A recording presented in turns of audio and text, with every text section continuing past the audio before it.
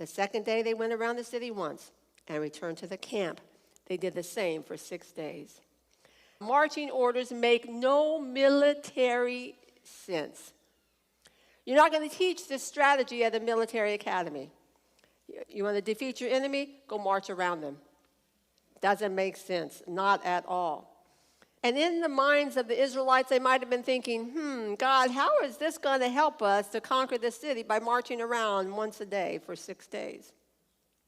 This looks ridiculous. What are the people in Jericho going to say?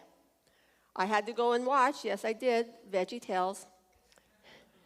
This scene, as Larry Cucumber and the others are marching around representing the Israelites and those little peas on the top, what are you doing? Our God told us to march around, and he's going to give us your city. And they laughed, those little peas, saying, you look silly.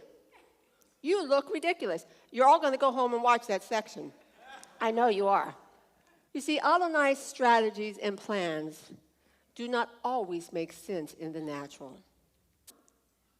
We have the fighting men there ready, and they're doing nothing but marching around, then going back to their camp. Think about God's strategy with Gideon. He had 32,000 men. God shrunk it down to 300 men. Don't you think more men would be better, God? Gideon could have said. Think about Naaman. I love this story. It was Aviva's Haftorah Portia. I remember so clearly working with her on that.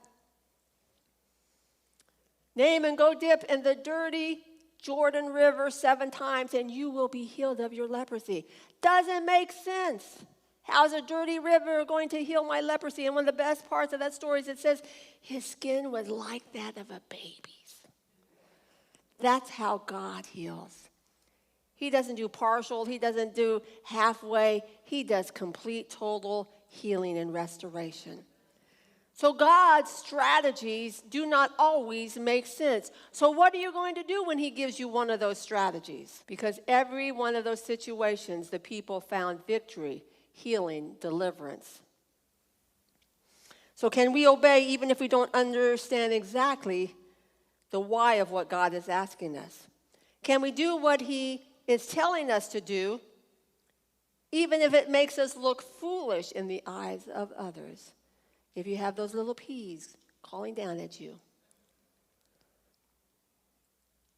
So Israel made a choice to obey without arguing God and without trying to modify his plans. Unfortunately, I think many of us get into this huge debate with God. All right, God, I hear what you're saying, but let's talk about this here. And, of course, a lot of us will give our suggestions. God, just let's tweak this just a little bit. I know that you're God, and I know, but, this sounds a little silly. So I have an idea that I think will really work. So let's talk about this. And we get into a debate with God.